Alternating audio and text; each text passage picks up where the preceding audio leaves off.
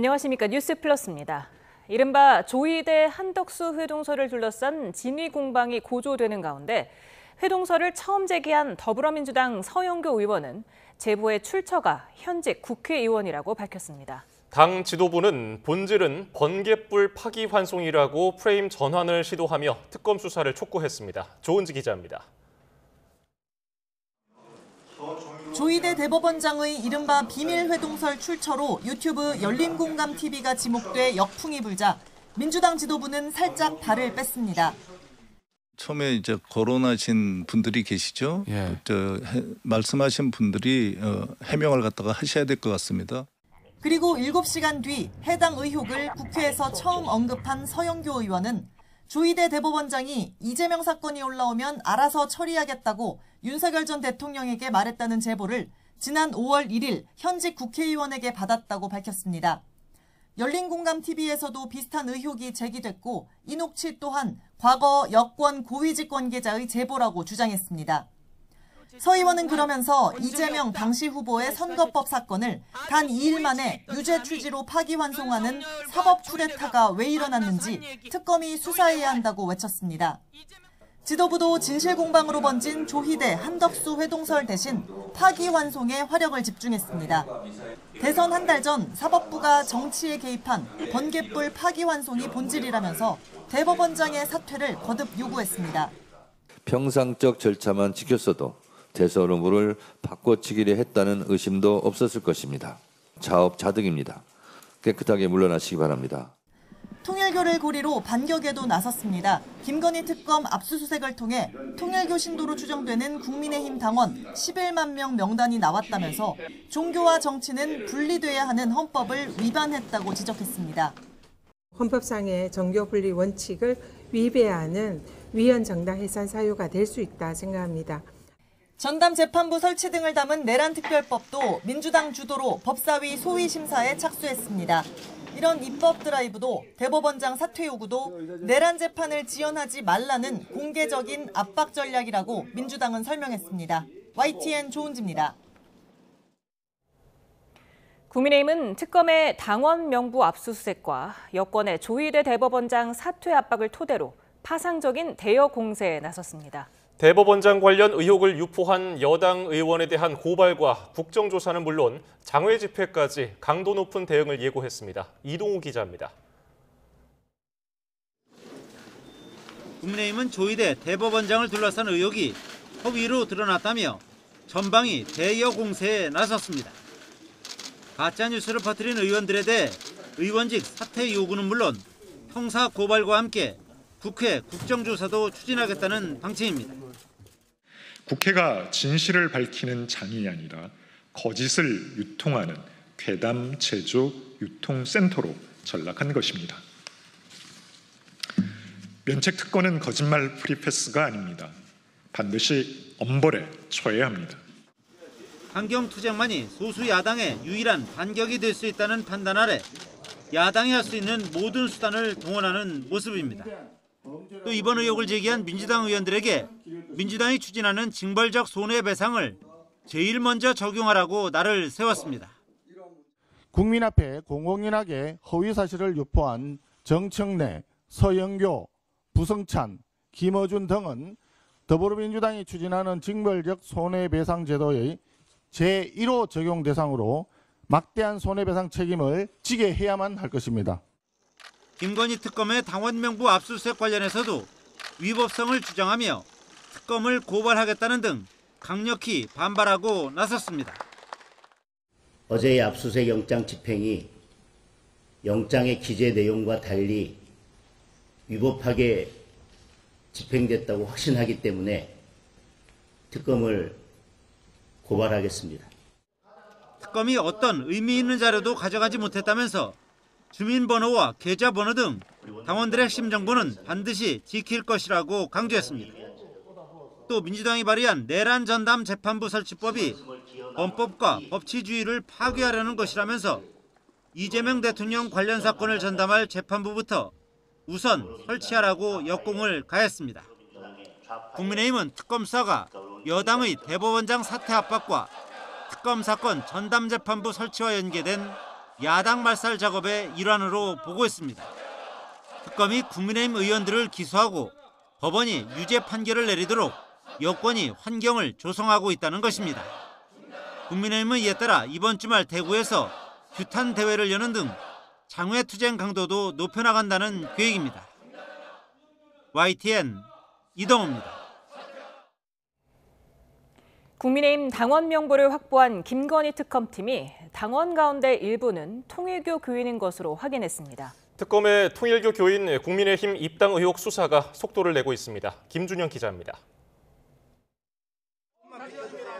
국민의힘 중앙당사 압수수색을 시도하던 김건희 특검팀은 거센 반발에 가로막히자 우회로를 택했습니다. 당원 명부 데이터베이스를 관리하는 업체를 압수수색한 겁니다. 특검은 여기서 국민의힘 당원 명부를 확보했습니다. 특검팀은 통일교 압수수색 과정에서 확보한 교인 명부 120만 명과 500만 명에 달하는 당원 명부를 비교 대조했습니다.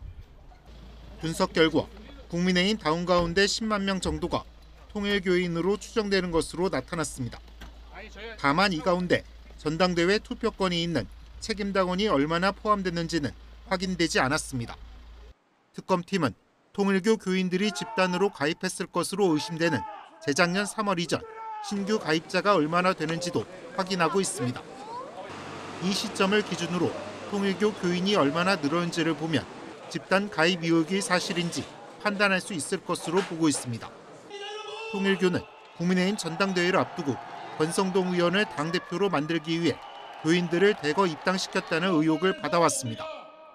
특검은 구속된 권성동 의원을 오는 23일 다시 불러 불법 정치자금 수수 의혹 등 관련 혐의 전반을 추가 조사할 예정입니다.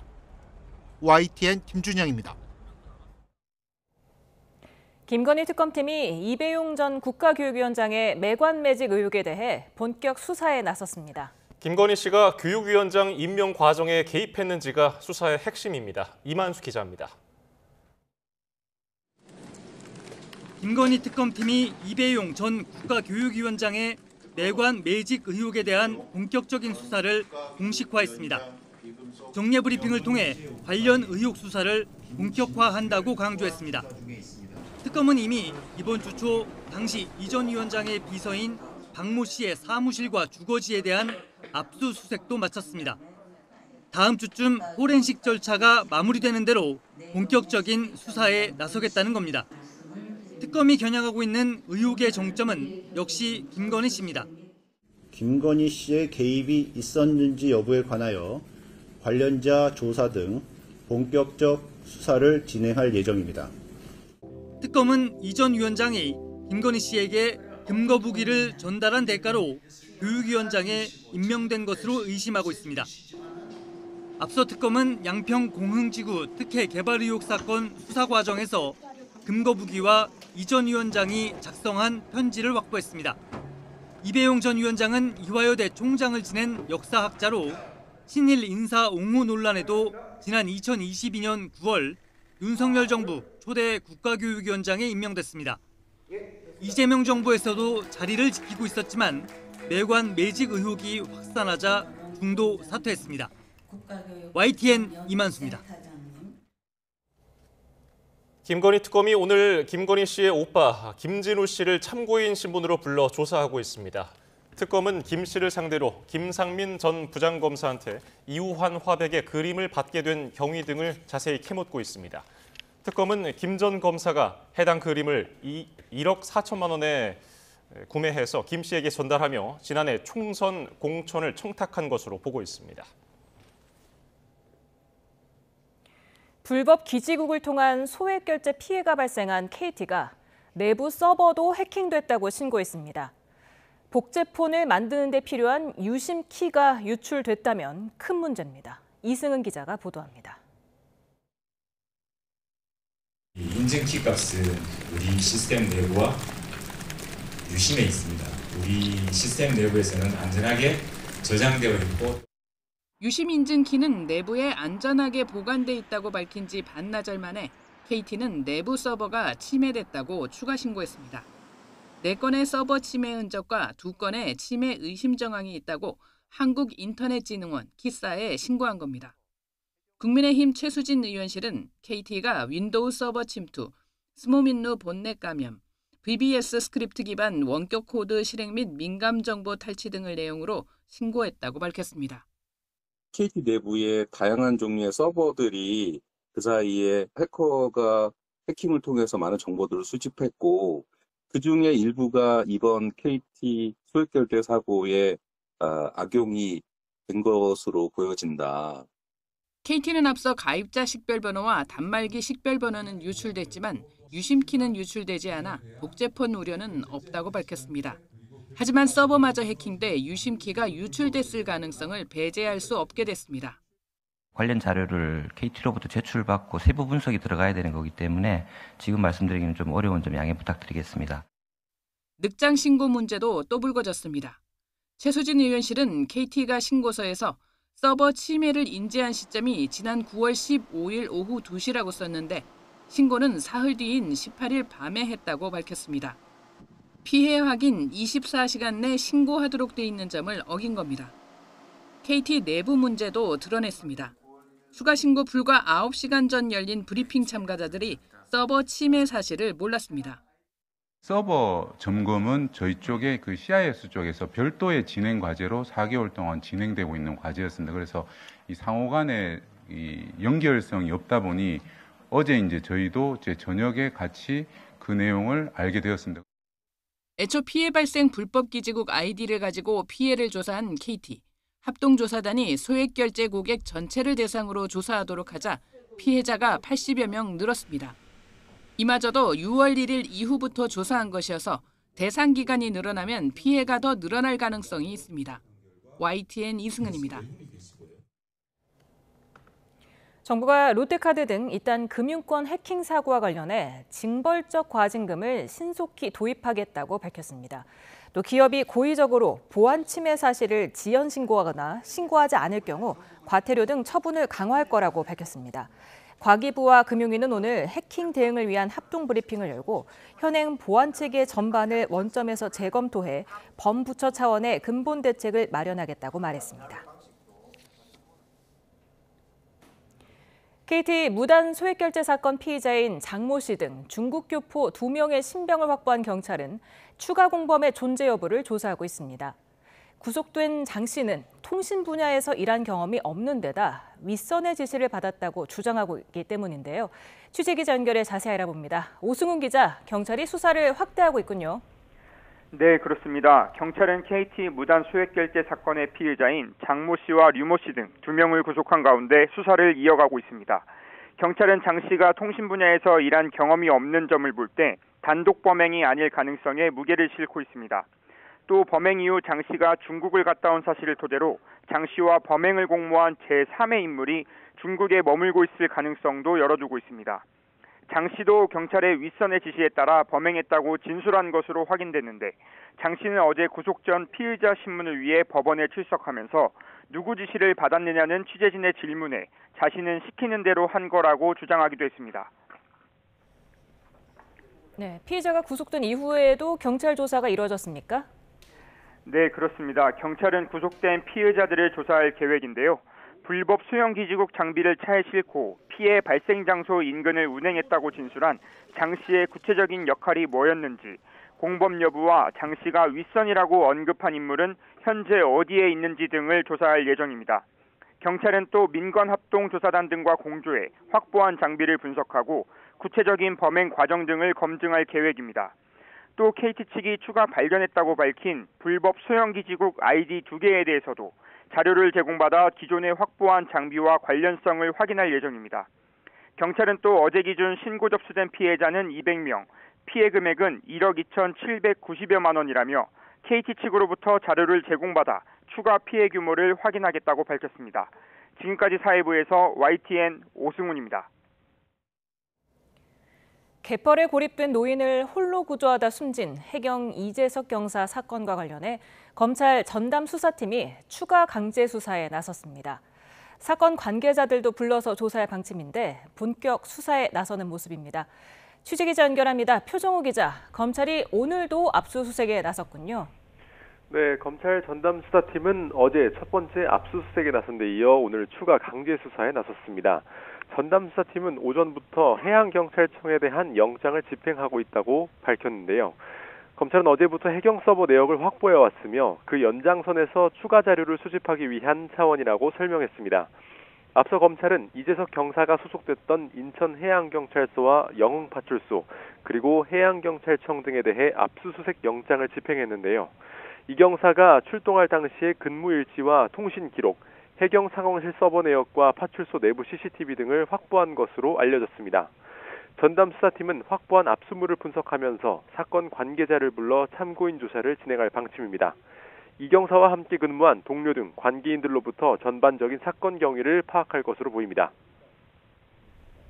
네, 앞으로 수사 전담팀 어떤 부분을 또 살펴볼까요?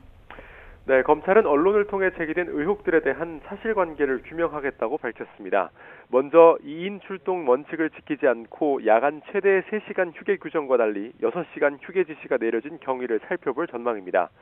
또 영흥파출소 직원들이 이번 사건에 대해 함구하도록 지시받았다는 주장의 사실 여부도 따질 것으로 보입니다. 전담 수사팀은 해경체계 전반의 문제점을 점검하겠다고도 밝혔는데요. 사고 당시 파출소가 구조 현장에 있던 이경사와 통신이 끊긴 뒤 상황실 보고가 늦어지고 군 열상 감시 장비를 토대로 수색 지점이 공유됐는데도 구조 헬기가 잘못된 방향으로 이동해 10분 넘게 혼선이 빚어진 것에서 드러난 지휘 통제 과정의 문제 등도 조사할 방침입니다. 지금까지 사회부에서 YTN 표정호입니다. 지난 2023년 인터넷에 신림역 살해 예고글을 올린 남성이 정부에 4,300여만 원을 배상해야 한다는 법원 판단이 나왔습니다. 경찰력 투입 등 혈세가 낭비됐다며 정부가 청구한 손해배상액을 모두 인용했습니다. 배민혁 기자가 보도합니다. 신림동 흉기난동 불과 닷새 뒤인 2023년 7월 26일 한 온라인 커뮤니티에 신림역 2번 출구에서 20명을 살해하겠다는 협박글이 올라왔습니다. 시민 불안이 커진 가운데 경찰은 신림역 인근 순찰을 강화했는데 허위 협박글이었습니다. 이후 2년여 만에 당시 협박글 작성자가 정부에 4,370여만 원을 배상해야 한다는 법원의 판결이 나왔습니다. 서울중앙지방법원은 최모 씨의 협박글로 다중살인 사건에 대비하느라 인적, 물적 손해를 봤다며 정부가 청구한 손해배상액을 모두 인용했습니다. 앞서 법무부는 112 신고 접수부터 검거까지 경찰 기동대와 경찰청 사이버 수사팀 등 경찰 700여 명이 투입돼 혈세가 낭비됐다며 소송을 제기했습니다. 최 씨는 앞서 허위 협박글을 올려 경찰의 업무를 방해한 혐의로 기소돼 징역 1년에 집행유예 2년이 확정됐는데 민형사상 책임을 모두 지게 된 겁니다. 그동안 흉기난동 예고나 폭발물 협박이 반복될 때마다 공권력 낭비가 심각하다는 지적이 이어졌습니다. 지난해 9월에는 경기도 성남시 야탐역에서 시민을 살해하겠다는 예고글이 올라와 경찰 특공대와 장갑차까지 동원됐습니다. 지난 3월부터는 불특정 다수의 위해를 가하겠다고 협박하는 경우 처벌하기 위한 공중협박죄가 시행됐지만 흉기난동 예고나 백화점 등에 대한 폭파 협박은 그치지 않았습니다. 이에 따라 경찰은 필요시 민사상 손해배상 청구 등 후속 조치도 적극 검토하겠다고 밝혔는데 앞으로도 비슷한 판례가 이어질지 주목됩니다. YTN 배민혁입니다. 제17호부터 19호까지 3개의 태풍이 동시에 발생했습니다. 세 태풍 모두 우리나라를 비껴가지만 수증기를 공급해서 가을 호우를 부를 가능성이 있습니다. 김진두 기자입니다. 먼 남해 3개의 소용돌이 구름이 보입니다. 17호부터 19호까지 3개의 태풍이 동시에 발생한 것입니다. 이 태풍들은 다행히 우리나라로 북상하지는 않을 전망입니다. 17호 미탁과 18호 라가사는 중국 홍콩 부근으로 향할 것으로 보입니다. 19호 태풍 너구리는 일본 먼 남동 해상으로 진출하겠습니다. 하지만 태풍이 간접 영향을 줄 가능성은 남아 있습니다. 17호와 18호 태풍이 남긴 수증기가 우리나라로 공급되며 비구름이 강화할 것으로 보입니다. 우선 밤사이 전국에 20에서 60mm, 많은 곳은 100mm가 넘는 호우가 내리는 것이 첫 번째입니다. 비구름은 토요일 새벽부터 오전 사이에 더 강해지겠고 특히 충남권과 전북은 시간당 30에서 50mm의 매우 강한 비가 내리겠습니다. 다음 주 중반에는 강하게 발달하는 18호 태풍이 수증기를 공급하며 가을 호우가 쏟아질 수도 있습니다. 기상청은 극한호우로 내릴 가능성도 있는 만큼 철저한 주의가 필요하다고 밝혔습니다. YTN 김진우입니다. 이형일 기재부 1차관은 물가관계차관회의를 열고 앞서 발표한 성수품 17만 2천 톤 공급 등 추석 대책 추진 현황을 점검했습니다. 한우 공급 물량을 평소 1만 6천 톤에서 이달 3만 톤으로 늘리고 자조금을 활용한 할인 행사도 시작해서 최대 50% 할인된 가격에 판매합니다. 돼지고기도 추석 성수기에 평소 대비 1.3배 확대된 6만 5천 톤을 공급합니다. 이재명 대통령이 제80차 유엔 총회 참석을 위해 오는 22일부터 26일까지 미국 뉴욕을 방문합니다. 이 대통령은 이번에 한국 대통령으로는 처음으로 유엔 안전보장이사회 공개 토의를 주재합니다. 다만 이번 방문에서는 트럼프 대통령과 정상회담 계획은 없다고 대통령실은 밝혔습니다. 이종수 기자입니다. 이재명 대통령은 제80차 유엔 총회 참석을 위해 오는 22일부터 26일까지 미국 뉴욕을 방문합니다. 도착 첫날에는 세계 최대 자산운용사 블랙록의 레리 핑크 최고 경영자를 만나 인공지능과 에너지 전환 협력 방안을 논의합니다. 이어 미 상하원 의원단을 접견하고 동포 간담회도 가질 예정입니다.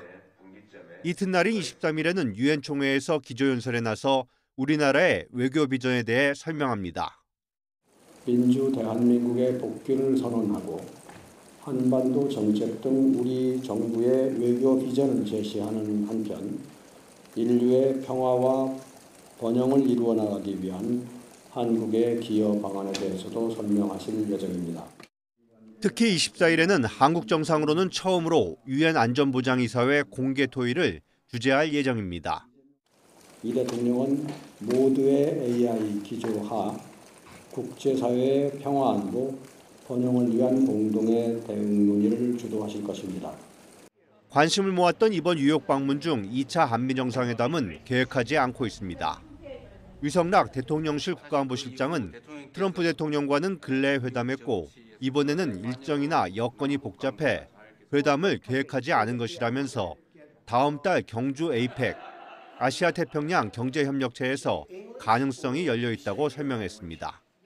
이 대통령은 다만 유엔 사무총장과 면담하는 데 이어 프랑스, 이탈리아, 우즈베키스탄, 체코, 폴란드 정상과 회담하는 등 다자 외교 무대에서 활동을 이어갈 예정입니다. 이 대통령은 25일에는 미국 월가의 경제금융계 인사들이 나오는 투자 서밋 행사에 참석합니다. YTN 이종수입니다. 다음 달 말 경주 에이펙 정상회의를 계기로 이재명 대통령과 시진핑 중국 국가주석 간 한중 정상회담이 서울에서 열릴 가능성이 커지고 있습니다. 외교부 당국자는 정부는 시 주석의 경주 에이펙 정상회의 참석을 계기로 별도의 두 나라 정상회담 개최를 중국 측과 협의하고 있다고 밝혔습니다. 시 주석의 방한이 성사되면 2014년 박근혜 정부 이후 11년 만입니다.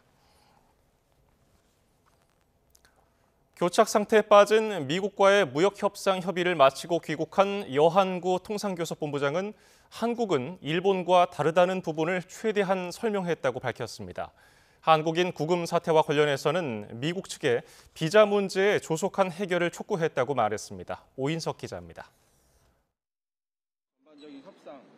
방미 일정을 끝내고 인천공항에서 기자들을 만난 여한구 통상교섭본부장은 미국 무역대표부 대표와 의회 주요 인사들을 만나 전반적인 무역 협상 상황을 협의했다고 말했습니다.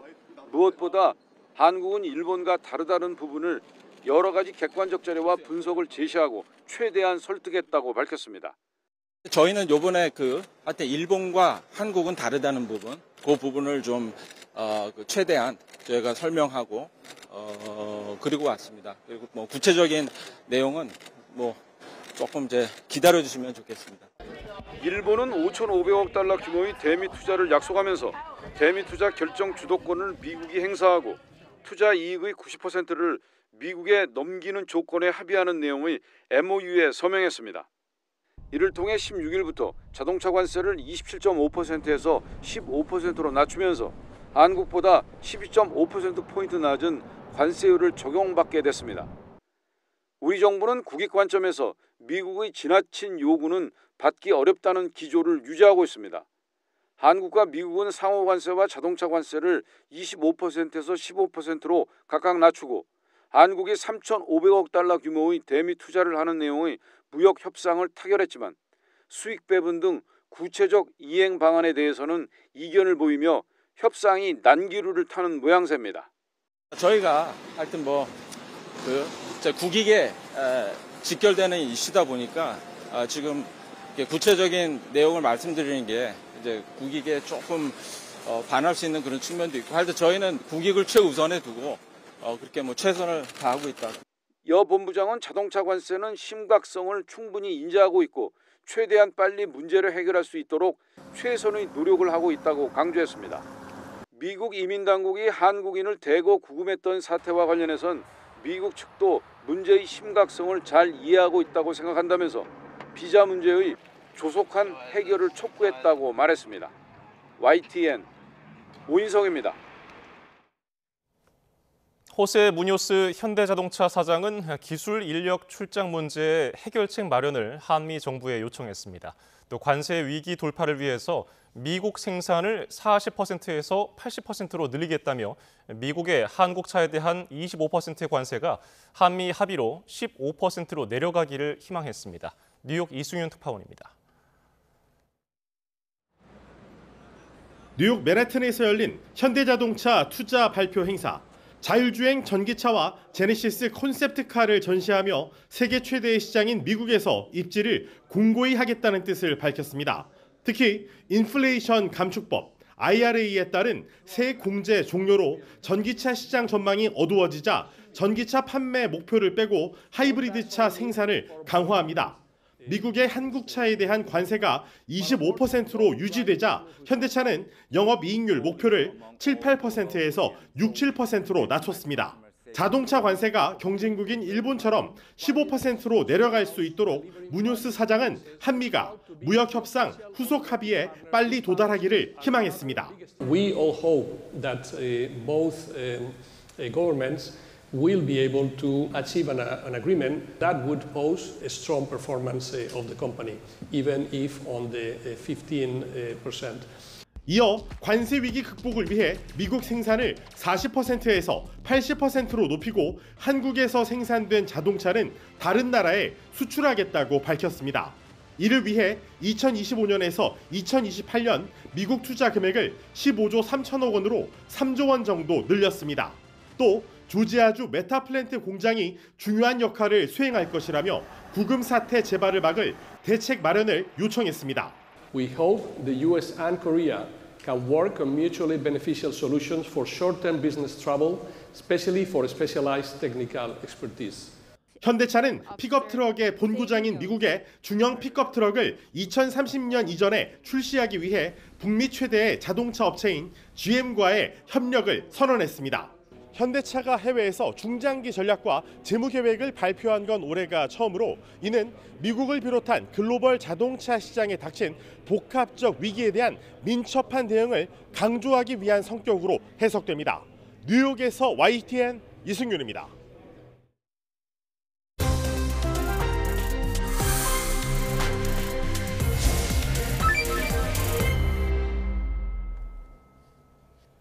김건희 특검팀이 국민의힘 당원 명부와 통일교 교인 명부를 비교한 결과 통일교 교인으로 추정되는 10만 명 이상의 명부가 확인됐다고 밝혔습니다.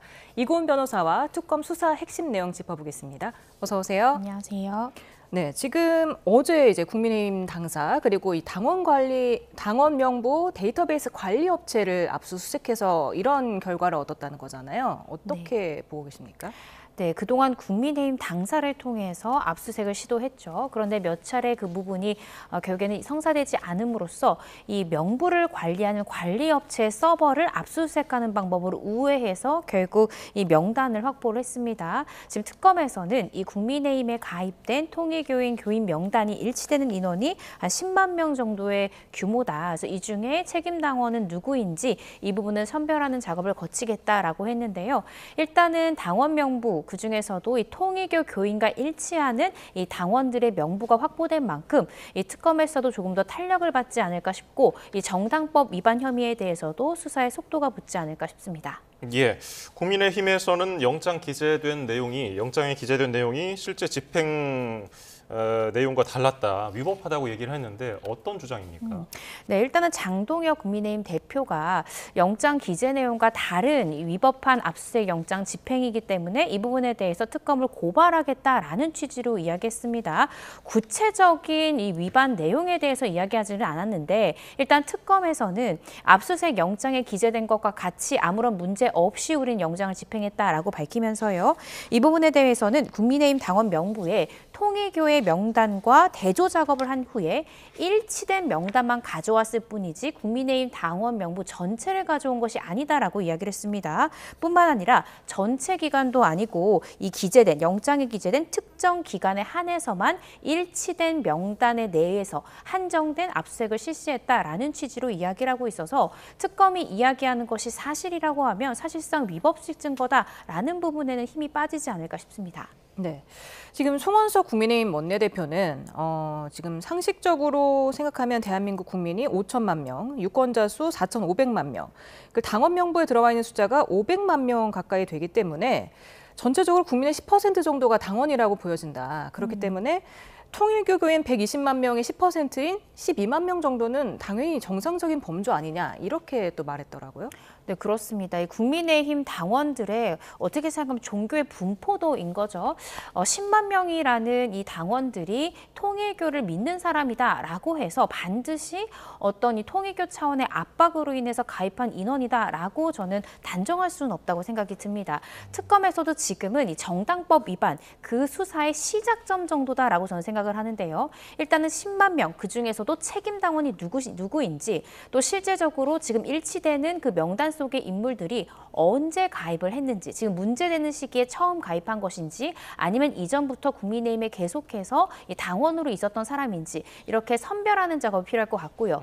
또 비슷한 시기에 집단적으로 가입된 것으로 의심되는 이 교인들에 대해서는 계속해서 아마 소환 조사가 이루어질 것 같습니다. 그런데 교인들이 만약에 나는 국민의힘을 지지해서 그 시기 때 가입했을 뿐이지 별다른 어떤 상부의 지시가 없었다라고 진술할 가능성도 있거든요. 그렇게 된다라고 하면 또 정당법 위반 혐의를 규명하기가 상당히 어려워질 수 있습니다. 따라서 지금 특검에서는 교인들을 소환 조사하면서 현장에서 휴대전화 등을 압수수색하는 방법을 생각해 볼 수 있을 것 같습니다. 그 이유가 이렇게 몇만 명에 이르는 대규모의 교인들을 집단 가입시키려면 상부의 공통된 지침이 문자 메시지든 아니면 별도의 어떤 연락선을 통해서 지시가 내려갔을 가능성이 크기 때문에 교인들이 사용하는 휴대전화를 빠르게 압수해서 포렌식을 통해서 혹시나 집단적인 지시, 이러한 정황이 담긴 물적 증거를 확보해야만 정당법 위반 혐의에 대해서 기소가 가능할 만큼의 입증이 되지 않을까 싶고요. 지금은 정당법 위반 관련해서 수사의 가장 초기 단계다라고 생각하시면 될 것 같습니다. 여당에서는 만약에 국민의힘과 통일교의 유착 관계가 사실로 드러난다면 정당 해산감이라고 얘기를 하는데 실제로 이게 해당할까요? 일단은 그 부분은 수사를 좀 해봐야 될 것 같습니다. 일단은 정당 해산 심판의 대상이 되려면 이 위헌 정당이어야 되고요. 또 민주적 기본 질서에 위배되는 이 정당에 해당이 돼야 되고 실제로 이 정부가 제소하도록 되어 있습니다. 그래서 단순히 몇 명의 이 교인들을 이 상부의 압박에 의해서 집단 가입시켰다. 이 정도만으로는 이 정당 해산 심판을 했을 때 인용이 나오기는 어려울 것 같고요. 이 부분에 대해서는 조금 더 수사가 필요한 그런 상황이라고 생각이 듭니다. 네, 어제 검찰이 한학자 통일교 총재에 대해서 구속영장을 청구했고 다음 주 월요일에 구속영장 심사를 받게 되는데 4가지 혐의를 적시하지 않았습니까? 네, 맞습니다. 정치자금법 위반 혐의 일단 받고 있고요. 이 권성동 의원에게 2022년 1월에 1억 원 상당의 불법 정치자금을 주었다라는 혐의로 정치자금법 위반 혐의 지금 받고 있습니다. 또 청탁금지법 위반 혐의도 받고 있는데 윤영호 전 통일교 간부를 통해서 건진법사 전성배 씨를 거쳐서 김건희 씨에게 고가의 다이아몬드 목걸이 또 샤넬백 등을 준 것이 아니냐라는 부분과 관련된 혐의입니다. 또 이 2가지의 이런 고가의 물품들을 구매할 때 이 통일교의 자금을 사용했기 때문에 이 부분은 업무상 횡령이다라고 특검은 보고 있는 것이고요.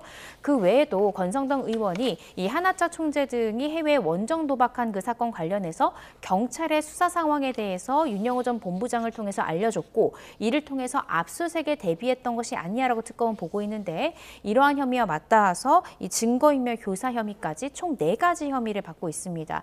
특검에서 이번에 영장을 청구하면서 4가지나 되는 혐의를 모두 적시했다는 것은 최소한도 이 4가지 혐의만큼은 충분히 입증할 수 있을 정도의 물증까지 확보됐다라는 자신감으로 보여지거든요. 보통 한 피의자에 대해서 다수의 혐의로 조사를 할 수 있지만 그중에서도 구속영장을 청구할 때는 가장 확실한 혐의만 넣어야만 혐의 사실의 소명이라는 단계를 넘을 수 있습니다. 그런데 4가지 혐의를 모두 넣었다는 것은 지금 현 시점에서 한 총재가 모든 진술에 대해서 비협조적으로 하더라도 충분히 다른 증거를 통해서 입증이 가능하다라고 특검은 보는 것 같습니다. 그리고 한 총재는 자신을 가리켜서 독생녀라고 소개를 했다고 해요. 종교적인 의미로 얘기를 했다고 전해지는데 본인의 가르침을 받은 사람이 국가를 이끌어야 한다 이런 얘기도 했다고 그러고 종교적인 의미를 소환조사에서 꺼낸 이유가 뭘까요? 본인이 생각할 때는 어떤 그런 부분들이 다 참된 교리이고 나는 그 교리에 맞춰서 행동했을 뿐이다라는 취지를 강조한 것이 아닌가 싶은데요. 그렇지만 형사소송 내지는 법리적으로 판단했을 땐 전혀 실익이 없는 진술이다라는 생각이 듭니다. 내가 어떤 믿음이 있어서 그 믿음을 위해서 실현했다 내지는 우리 통일교의 교리가 이런 식으로 되어 있다는 설명은 자신의 혐의를 부인하기 위해서 그 부인 진술에 뒷받침할 만한 어떤 증거나 이런 부분으로 볼 수는 없거든요. 그래서 이렇게 교리를 설명하는데도 있었던 피의자 신문 과정에서 상당 시간을 할애했지만 한 총재 같은 경우엔 기억이 안 난다, 잘 모르겠다라는 취지의 부인 진술을 많이 했다고 하는데 역시나 잘 모르겠다라던가 기억이 나지 않는다는 것은 사실상 피의자의 답변으로서 그 답변적 가치가 거의 없는 답변이다라고 생각하시면 됩니다. 부인을 하더라도 내가 그런 적이 없다, 내가 그때 당시에 휴대폰 사용 내역이나 이런 것들을 통해서도 내 부인 진술에 충분한 증거가 있다라는 취지로 이야기를 해야만 그 부인 진술에 힘이 보태질 텐데 단순히 통일교의 교리 부분을 이 특검에 설명한다든지 잘 모르겠다 내지는 기억이 안 난다라는 것은 결국 특검이 가지고 있는 여러 가지 증거 관계가 옳다라고 판사가 판단할 수 있는 부분이기 때문에 저는 이 부분에 대해서는 한 총재의 발언이 법적으로는 전혀 실익이 없는 답변이다라는 생각이 듭니다. 네. 그리고 이제 큰절한 권성동 국민의힘 의원에게 준 게 이제 한학자 총재는 세뱃돈이었다 이렇게 표현을 했는데 권성동 의원은 그 봉투 안에 들었던 게 넥타이라고 표현을 하지 않았습니까? 세뱃돈을 넥타이로 준 건 아닐 텐데요.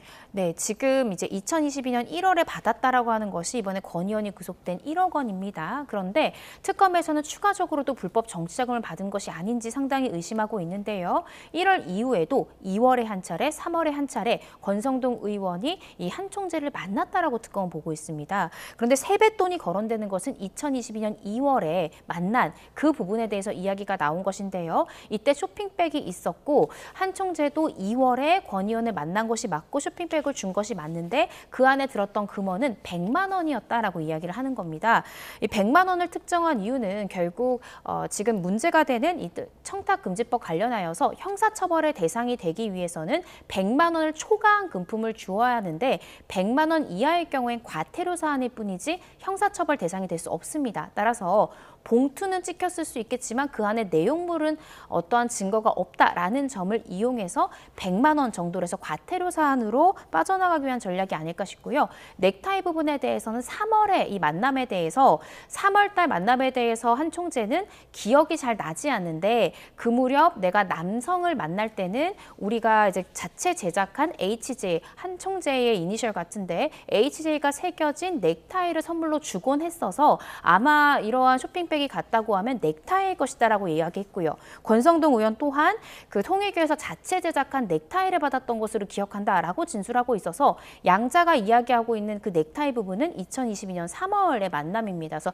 3월 부분에 대해서 두 사람의 진술이 상당 부분 닮아있기 때문에 혹시나 두 사람이 사전에 말맞추기를 했던 것이 아닌가, 아마 특검은 이 부분에 대해서도 철저히 수사하지 않을까 싶습니다. 예, 특검이 발표한 내용을 보면은 통일교 측이 1억 원을 현금으로 5천만 원, 그리고 관봉권으로 5천만 원으로 나눠서 권 의원에게 전달했다고 얘기를 했는데, 근데 관봉권에 그 왕자, 한자로 왕자가 적혀 있었다는 내용을 또 밝혔어요. 이게 과거에 윤 전 대통령이 당내 경선 토론회에서 왕자를 손바닥에 적고 나왔기 때문에 이게 또 관심을 받았는데, 그러면 특검은 이 돈이 결국 윤 전 대통령에게 흘러들어갔다고 보고 있는 건가요? 그렇게 상당히 의심을 하고 있는 것으로 보여집니다. 권 의원이 2022년 1월에 1억 원을 받았는데 그중 일부는 결국 윤 전 대통령에게 흘러간 것이 아니냐라고 특검은 의심하고 있습니다.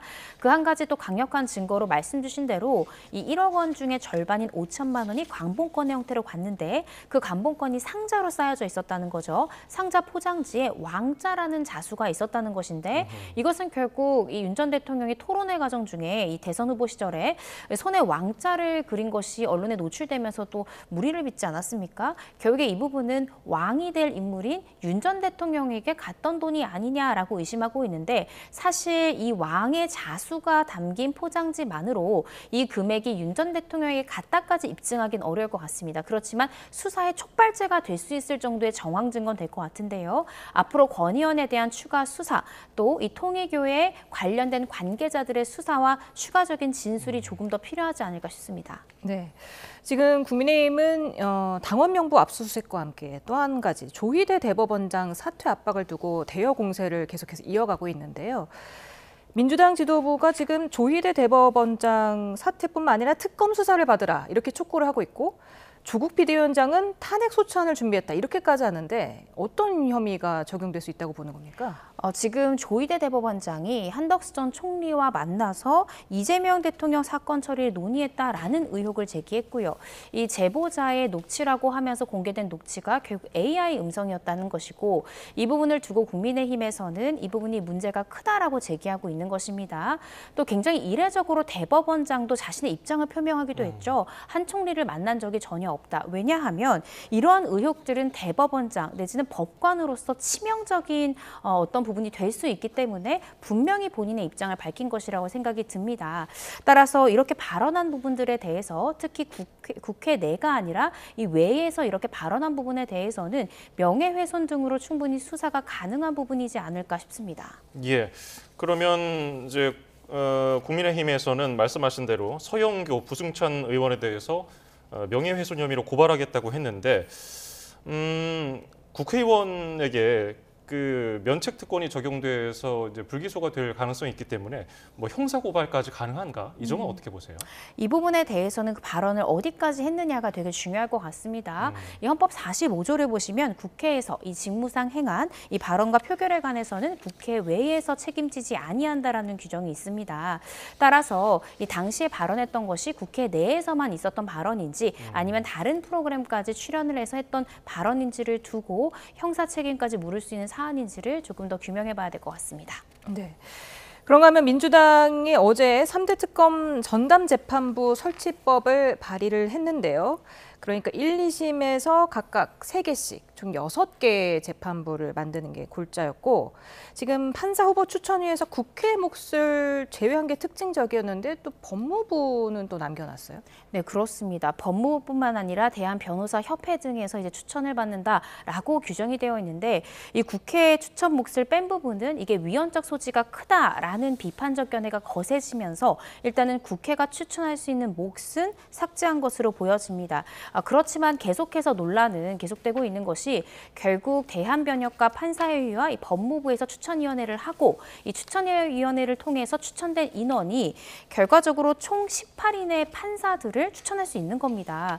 그리고 대법원장은 일주일 내에 반드시 이 판사들을 정당 재판 판사로 임명하여야 한다라고 규정되어 있어서 실질적으로 이 추천위가 추천한 인원이 1배수에 해당하기 때문에 대법원장은 그 어떤 선택권도 없게 된다라는 점에서 추후에 이 부분에 대해서 충분히 위헌적 소지를 다툴 여지가 있다라는 생각이 듭니다. 예. 그리고 이게 재판부에 적용돼 왔던 무작위 배당 원칙에 대해서도 이게 여당 특위에서는 헌법과 법률에 정해져 있는 게 아니다라고 얘기를 했거든요. 어떤 게 맞는 말입니까? 네, 무작위 추첨에 대해서 헌법에 규정되어 있지는 않습니다. 그렇지만 법관은 공정한 재판을 해야 된다라는 것은 기본적인 헌법 원칙이기 때문에 법원에서는 특정 사건을 특정 판사가 판결했을 경우 공정성의 시비가 충분히 발생할 수 있기 때문에 무작위로 사건을 배당받는 것이 법원의 원칙이기도 하고요. 또 검찰에서도 각 형사 1부, 2부, 3부의 사건이 배당될 때는 검사가 직접 배당하는 것이 아니라 일반 직원들이 형사 1, 2, 3부의 고루 사건을 배당을 하게 됩니다. 그래야만이 그 판단을 받는 사람도, 판단을 하는 사람도 어떤 특정 인간관계로 인해서 내가 부당한 판결을 받는 것이 아니냐라는 시비에서 조금 벗어날 수 있기 때문인데요. 지금 이 부분에 대해서도 이미 재판부에 어떤 판사가 판단할지를 지정을 해두고 사건을 배당을 받는 것은 이 무작위 배당이 가지고 있는 공정한 판결을 내려야 된다라는 대원칙에 위배될 수 있다. 저는 따라서 이런 부분들도 이후에 위헌 소지가 충분히 있을 수 있는 부분이지 않을까 개인적으로 생각하고 있습니다. 네. 앞서 법무부 추천을 넣어서 그것도 논란이라고 말씀을 드렸었는 게 법무부가 사실 사법부가 아니라 행정부 아니겠습니까? 네. 그렇기 때문에 같은 집권 세력이라는 본질이 있기 때문에 사법부의 정치적 중립성과 독립성에 어긋난다 이런 비판이 있더라고요. 네, 그렇습니다. 상권 분립 원칙이 과연 잘 지켜질 수 있겠는가? 심지어 이 추천위에 법무부에서 추천한 인원도 4인이나 들어간다라는 점에서 문제가 될 수 있다라는 생각이 들고요. 그 외에도 지금 이번에 상정된 법률안들은 다양한 문제점이 전 법률가로서 있는 것 같습니다. 예를 들어서 이 전담재판부의 판결문에는 합의에 관여한 모든 판사의 의견을 표시하도록 되어 있습니다. 이렇게 만약에 진행될 경우에는 해당 전담재판부의 판사들이 자신의 의견이 모두에게 공개된다는 점에서 상당한 심리적 압박감을 느낄 수 있다는 문제점이 있고요. 뿐만 아니라 전담재판부에서는 일어나는 모든 공판 상황에 대해서 중개를 허가하여야 한다라는 규정도 있습니다. 심지어는 그 중개하는 경우에 어떠한 비식별 조치도 취하지 않도록 되어 있는데요. 그러면 판사 입장에서는 내가 어떠한 의견을 개진할 때도 그것이 모든 국민에게 자신의 이름으로 공개된다라는 점, 또 재판 과정 중에 모든 것이 실시간 중계된다라는 점에서 상당한 심리적인 압박감을 느낄 수밖에 없다라는 생각이 들어서 저는 곳곳에 위헌의 소지가 있는 부분들이 있다라는 생각이 듭니다. 예.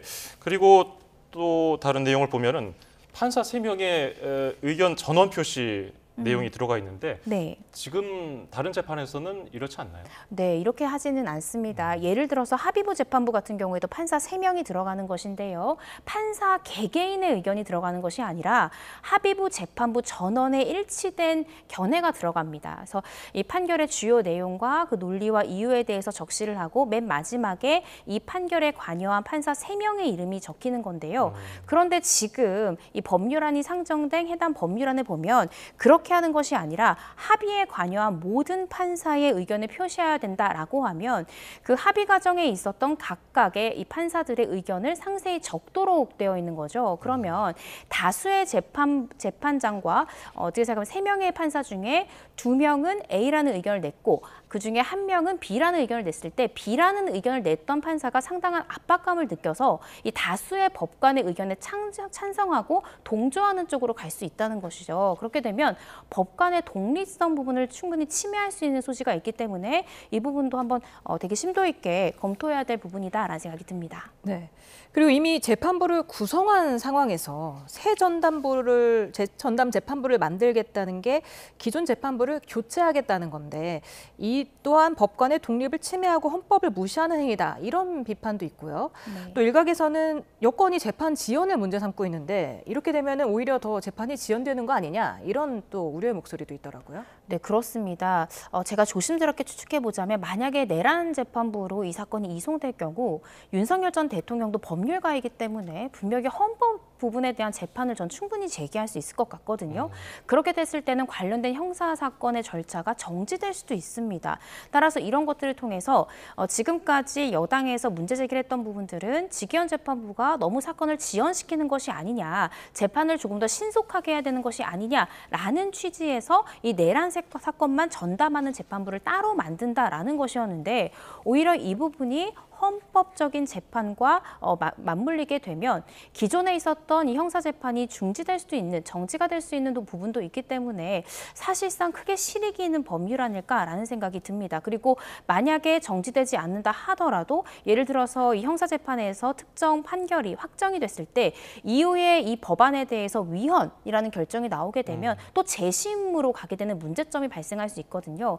그러면 몇 년 동안 계속해서 판결 내용이 확정되지 않고 계속해서 그 내용이 공전될 수 있다라는 문제점도 있기 때문에 이 법률안을 심도 있게 좀 먼저 검토를 하고 실제로 이 부분을 적용할지를 다시 한번 생각해 봐야 되는 시점이 아닌가 싶습니다. 예. 그리고 전담재판부법 발의 즈음해서 법원이 지기현 재판부 형사합의 25부에 법관 1명을 추가했거든요. 이건 어느 정도 도움이 될까요? 저는 도움이 될 것 같습니다. 지금 법원에서는 이 내란 사건을 전담하고 있는 형사합의 25부에 판사 1명을 더 충원하겠다라고 이야기를 하고 있습니다. 이 형사 25부 같은 경우에 이 내란 사건만 담당하는 것이 아니거든요. 많지는 않겠지만 일반 사건도 함께 재판을 하고 있기 때문에 추가되는 판사 1명이 지금 25부가 가지고 있는 다른 일반 사건을 맡도록 해서 이 지기현 재판부의 3명이 오롯이 내란 사건에 집중해서 굉장히 신속하게 심리를 할 수 있도록 도와주겠다라는 것입니다. 이렇게 된다라고 하면 아마 지기현 재판부에서도 조금 더 공판기를 촘촘하게 잡을 수 있을 것이고요. 조금 더 빠르게 진행이 가능하지 않을까 싶고 특히 지기현 판사 같은 경우에는 난 올해 안에 이 사건에 대한 나의 판단을 내놓겠다라고 했기 때문에 일반 사건에 대한 부담을 덜어주면 아마 연내에 어떠한 결과를 충분히 도출할 수 있지 않을까 상당 부분 도움이 되지 않을까 싶습니다. 네. 또 한 가지 민주당이 발의한 법안에 유죄 확정 판결을 받은 이후에 사면, 감형, 복권 대상에서 제외하도록 하는 내용이 담겼는데 이는 대통령의 사면권을 제한하는 거 아니냐 이런 비판도 있더라고요. 네, 그렇습니다. 그런 부분에서도 역시나 위헌 소지가 있는 것이고 심지어는 일반 형법에 규정되어 있는 일반적 감형 사유조차도 적용하지 못한다라는 규정도 있습니다. 이 부분은 이 사건으로 재판을 받는 이 피고인의 인권이나 이 기본권을 심각하게 제한할 수 있다라는 점에서도 위헌 소지가 있다라고 판단될 여지가 충분히 있어서요. 이후에 이런 부분에 대해서도 심도 있는 논의가 필요하지 않을까 싶습니다. 네, 어제 문영배 전 헌법재판소장 권한대행이 논란이 이게 지속될 수밖에 없는 사안이기 때문에 헌재 위헌 판단을 받아야 할 것으로 보인다 이렇게 밝혔는데 이게 위헌 소송을 가게 되면 혹시 이게 만약에 내란 전담 재판부가 생기더라도 뭐 가처분 신청으로 인해서 멈출 수가 있는 거 아니겠습니까? 네, 그런 신청 충분히 할 가능성이 있을 것 같고요. 특히 윤 전 대통령은 법률가 출신이기 때문에 법에 굉장히 능통합니다. 또 국민의힘 입장에서도 이 부분에 대해서 일단은 이 재판 절차를 잠깐 정지해 놓을 수 있도록 가처분 신청을 할 가능성이 굉장히 높고요. 또 헌법재판으로 갈 가능성이 상당히 높다라는 생각이 들기 때문에 오히려 전체적인 내란 재판의 속도가 지연될 가능성도 있다라고 생각이 들어서 여당에서 추진한 이 법안이 과연 이 내란 재판의 신속한 결론에 도움이 될 것인가 이 부분은 다시 한 번 더 생각을 해볼 그런 시점이라고 생각이 듭니다. 예, 그리고 윤 전 대통령이 내란 혐의 재판에 어느새 10회 연속 불출석했는데요. 걸석 재판을 계속 이어가기로 한 재판부인데 이게 경범죄에 한정된 게 아닌가 하는 지적도 있더라고요. 그렇지는 않습니다. 이 박근혜 전 대통령 같은 경우에도 결국 출석하지 않았죠. 걸석 재판으로 이 판결이 나왔고 그 판결이 확정이 됐고 집행까지 마친 그런 상황입니다. 따라서 경범죄에 한해서만 걸석 재판이 되는 것은 아닙니다. 그렇지만 통상적으로 생각할 때 왜 경범죄에 한해서 걸석 재판으로 주로 이루어지냐면 중범죄가 예상되는 구공판 처분을 받은 이 재판 단계 때는 피고인이 당원이 불출석하는 것이 피고인에게 대단히 불리한 경우가 많습니다. 그래서 일반 형사재판에서는 보통 피고인들이 모두 출석을 하기 때문에 그렇게 생각하실 수 있지만 일반적인 형사재판에도 정당한 이유 없이 계속 불출석할 경우에는 지금 윤 전 대통령처럼 걸석재판으로 이어지는 경우도 있습니다. 예, 오늘 도움 말씀 여기까지 듣죠. 이고은 변호사였습니다. 고맙습니다. 감사합니다.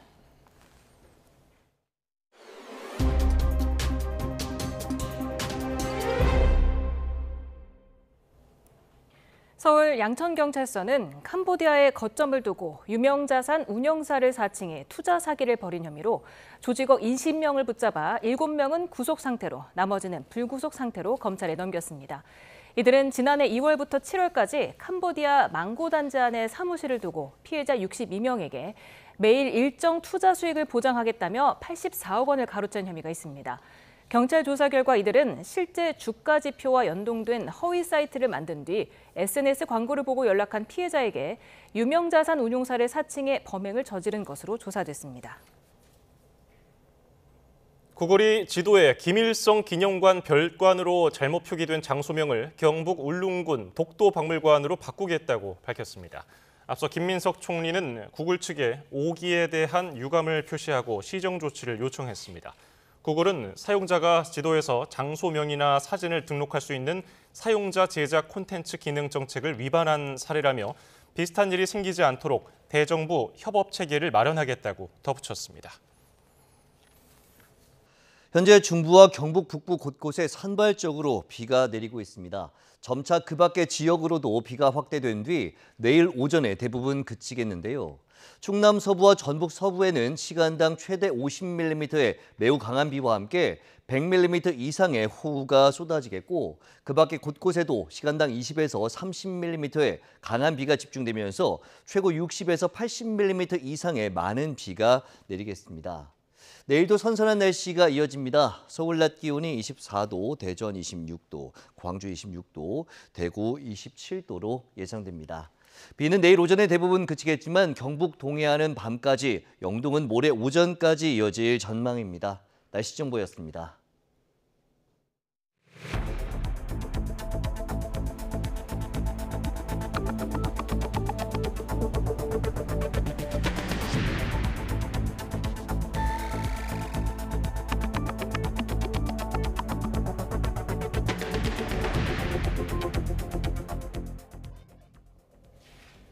이른바 조희대 한덕수 회동설을 둘러싼 진위 공방이 고조되는 가운데 회동설을 처음 제기한 더불어민주당 서영교 의원은 제보 출처가 현직 국회의원이라고 밝혔습니다. 당 지도부는 본질은 번갯불 파기환송이라고 프레임 전환을 시도하며 특검 수사를 촉구했습니다. 조은지 기자입니다.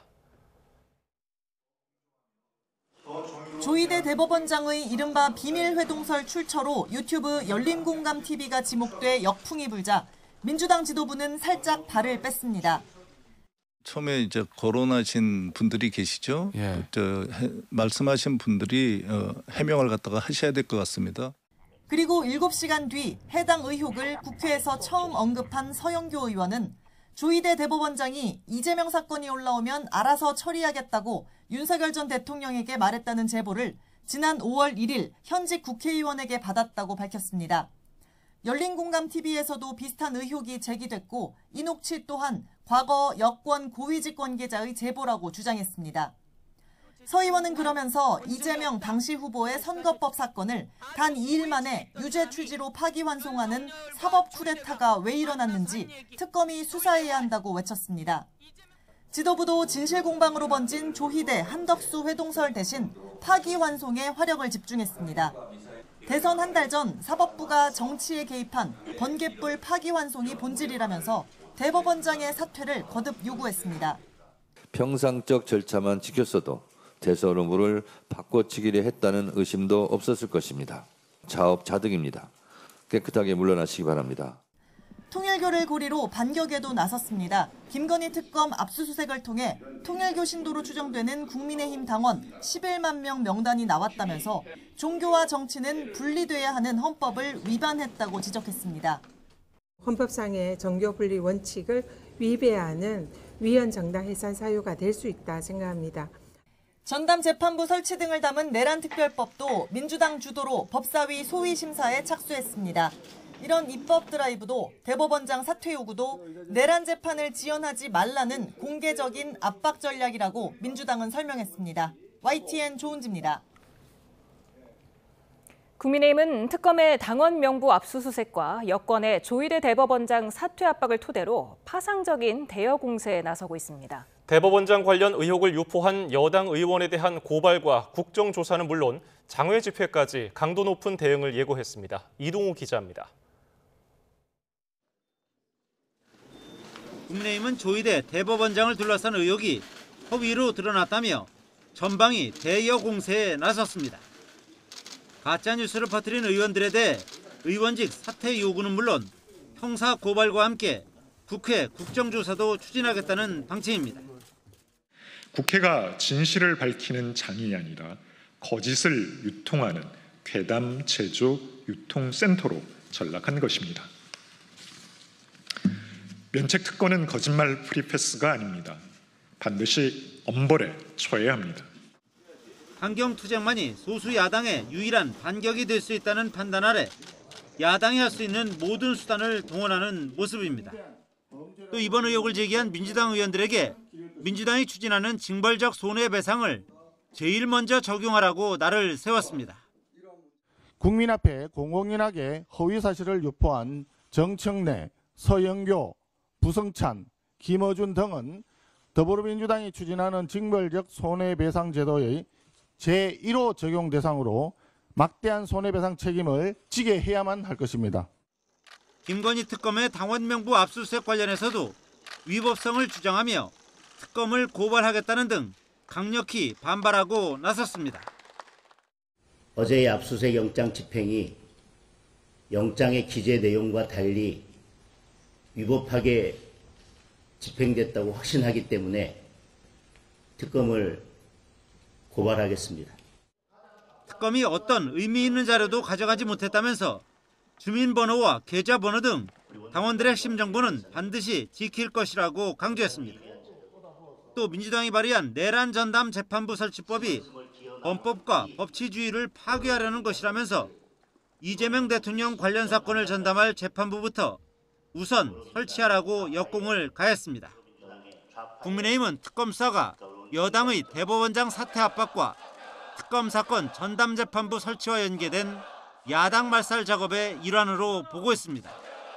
특검이 국민의힘 의원들을 기소하고 법원이 유죄 판결을 내리도록 여권이 환경을 조성하고 있다는 것입니다.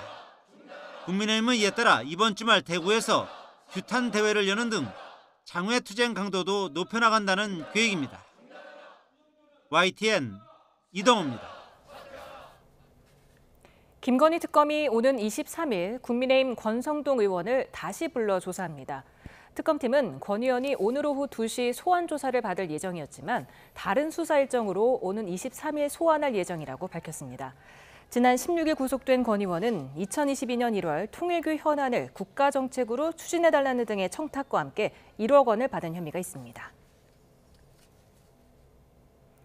김건희 특검이 이배용 전 국가교육위원장의 매관 매직 의혹에 대해 본격 수사에 나섰습니다. 김건희 씨가 교육위원장 임명 과정에 개입했는지가 수사의 핵심입니다. 이만수 기자입니다. 김건희 특검팀이 이배용 전 국가교육위원장의 매관 매직 의혹에 대한 본격적인 수사를 공식화했습니다. 정례 브리핑을 통해 관련 의혹 수사를 본격화한다고 강조했습니다. 특검은 이미 이번 주 초 당시 이 전 위원장의 비서인 박모 씨의 사무실과 주거지에 대한 압수수색도 마쳤습니다. 다음 주쯤 포렌식 절차가 마무리되는 대로 본격적인 수사에 나서겠다는 겁니다. 특검이 겨냥하고 있는 의혹의 정점은 역시 김건희 씨입니다. 김건희 씨의 개입이 있었는지 여부에 관하여 관련자 조사 등 본격적 수사를 진행할 예정입니다. 특검은 이 전 위원장이 김건희 씨에게 금거부기를 전달한 대가로 교육위원장에 임명된 것으로 의심하고 있습니다. 앞서 특검은 양평 공흥지구 특혜 개발 의혹 사건 수사 과정에서 금거부기와 이 전 위원장이 작성한 편지를 확보했습니다. 이배용 전 위원장은 이화여대 총장을 지낸 역사학자로 친일 인사 옹호 논란에도 지난 2022년 9월 윤석열 정부 초대 국가교육위원장에 임명됐습니다. 이재명 정부에서도 자리를 지키고 있었지만 내관 매직 의혹이 확산하자 중도 사퇴했습니다. YTN 이만수입니다. 김건희 특검이 오늘 김건희 씨의 오빠 김진우 씨를 참고인 신분으로 불러 조사하고 있습니다. 특검은 김 씨를 상대로 김상민 전 부장검사에게 이우환 화백의 그림을 받게 된 경위 등을 자세히 캐묻고 있습니다. 특검은 김 전 검사가 해당 그림을 1억 4천만 원에 구매해서 김 씨에게 전달하며 지난해 총선 공천 등을 청탁한 것으로 보고 있습니다. 최상병 특검이 이종섭 전 호주 대사의 도피 의혹과 관련해 핵심 연루자로 지목된 조태열 전 외교부 장관과 이노공 전 법무부 차관 등 주요 피의자를 다음 주에 줄 소환합니다. 정민영 특검보는 다음 주부터 호주 대사 사건 피의자 조사를 본격 시작한다며 이같이 밝혔습니다. 특검은 오는 22일에는 이시원 전 대통령실 공직기관 비서관을 불러서 조사할 예정입니다. 이재명 대통령이 제80차 유엔 총회 고위급 정상회의 참석을 위해 오는 22일부터 26일까지 미국 뉴욕을 방문합니다. 이 대통령은 23일에는 유엔 총회에서 기조연설에 나서 민주 대한민국의 복귀를 선언하고 한반도 정책 등 우리 정부의 외교 비전을 제시할 예정입니다. 이 대통령은 특히 24일에는 한국 정상으로는 처음으로 유엔 안보리 공개 토의를 주재해서 국제사회의 평화와 번영을 위한 AI 공동 대응을 강조할 예정입니다. 다음 달 경주에서 열리는 아시아 태평양 경제협력체 APEC 정상회의를 계기로 미국과 중국 정상이 13년 만에 동시 방한할 것이 유력합니다. 특히 시진핑 중국 국가주석의 한국 답방이 성사되면 이재명 정부 첫 한중 정상회담을 별도로 여는 방안이 추진됩니다. 김희준 기자입니다. 지난 8월 한미 정상회담에서 경주 APEC 정상회의에 기꺼이 참석할 의향을 밝힌 트럼프 미 대통령. 시진핑 중국 국가주석의 참석도 거의 확정적인 분위기입니다. 시진핑 주석이 원칙적으로 참석하겠다는 의사를 다시 한번 우리한테 확약을 했고, 미중 두 나라 정상이 나란히 경주 APEC을 찾으면 2012년 해관보 정상회의 이후 13년 만에 동시 방한이 됩니다. 특히 시 주석이 방한하면 11년 만으로 서울에서 별도의 한중 정상회담을 여는 방안이 추진되고 있는 것으로 전해졌습니다. 이와 관련해 위성락 국가안보실장은 시 주석이 방한한다면 양자회담도 있을 것으로 예상한다고 밝혔습니다. 앞서 베이징에서 열린 한중 외교장관 회담에 이어 왕이 외교부장이 다음 달 서울을 찾아 구체적인 일정과 의제를 조율할 것으로 전망됩니다. 시 주석의 답방이 성사되면 사드 배치 이후 냉랭해졌던 양국 관계를 회복하고 경제 교류 협력을 심화시키는 계기가 될 것으로 보입니다.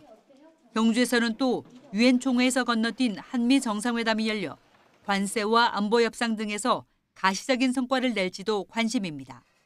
이와 함께 기싸움을 벌여온 트럼프, 시진핑 두 정상 간에 양자회담이 열릴지도 관전 포인트입니다. 6년 만에 대면 회담이 되는데 무엇보다 미중 무역 협상 담판 결과에 관심이 쏠립니다.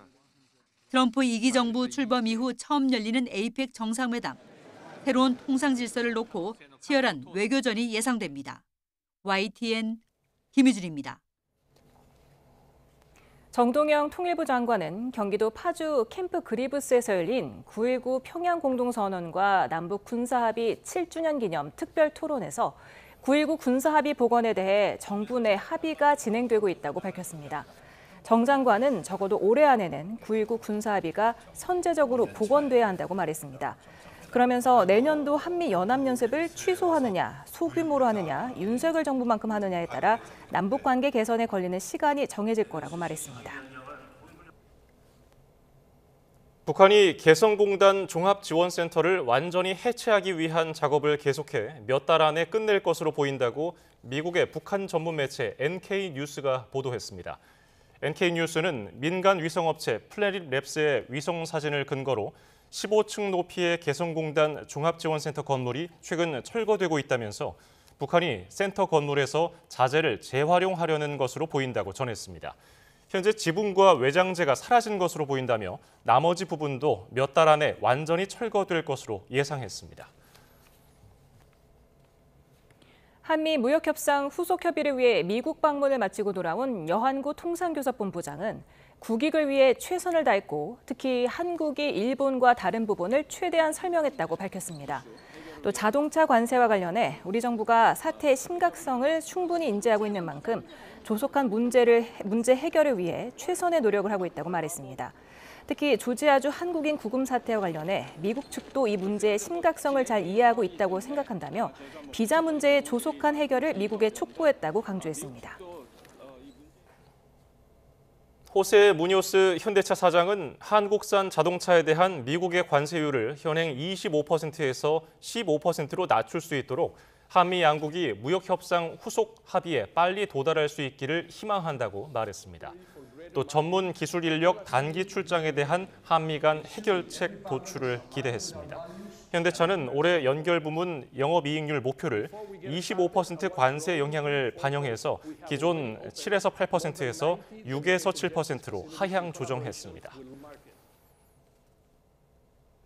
트럼프 미 대통령이 중국과의 무역 합의에 가까워지고 있다며 고율의 관세 부과를 더 미룰 수 있다는 뜻을 밝혔습니다. 시진핑 중국 국가주석과 통화해서 중국 동영상 플랫폼 틱톡의 매각도 확정할 예정입니다. 워싱턴 신윤정 특파원입니다. 스페인에서 열린 미중 4차 무역 협상이 매우 잘 됐다고 했던 도널드 트럼프 미국 대통령이 합의가 임박했음을 알렸습니다. 트럼프 대통령은 현지 시간 18일 영국에서 열린 키어 스타머 총리와 공동 기자회견에서 중국과의 관세 휴전을 연장할 수 있다며 협상 타결에 가까워졌다고 말했습니다.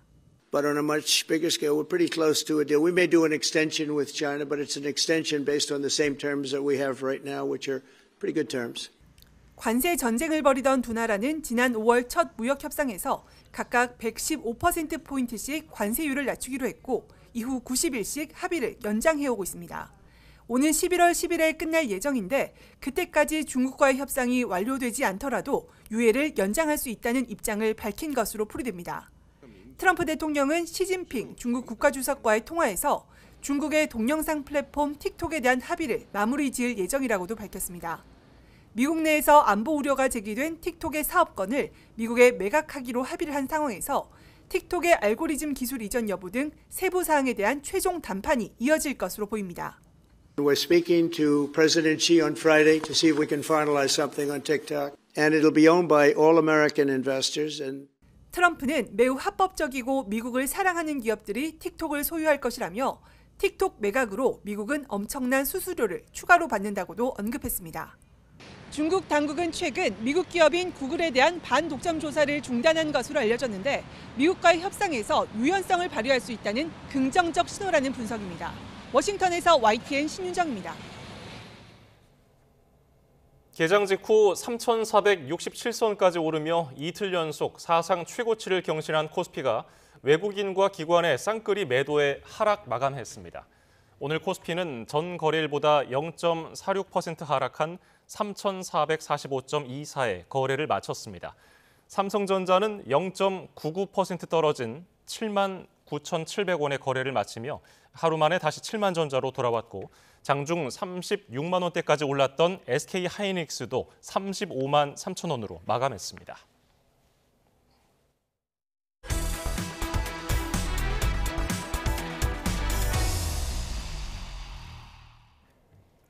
불법 기지국을 통한 소액 결제 사건이 발생한 KT에서 서버 침해 정황까지 추가로 확인돼 개인정보 추가 유출 가능성이 불거졌습니다. 정부는 KT가 그동안 진행해온 외부 전문 업체의 서버 점검을 통해 침해 사고가 있었다는 사실을 인지하고 어젯밤 11시 57분 한국인터넷진흥원 키사에 신고했다고 밝혔습니다. KT는 어제 유심 인증키가 유출되지 않아 복제폰 가능성이 없다고 밝혔는데 서버를 통한 유심키 유출 가능성을 완전히 배제할 수 없는 상황이 됐습니다.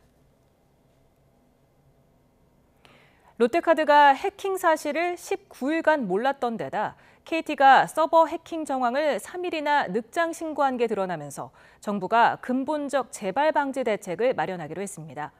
늑장 신고를 하거나 은닉한 사실이 밝혀지면 징벌적 수준의 과징금 부과를 검토하기로 했습니다.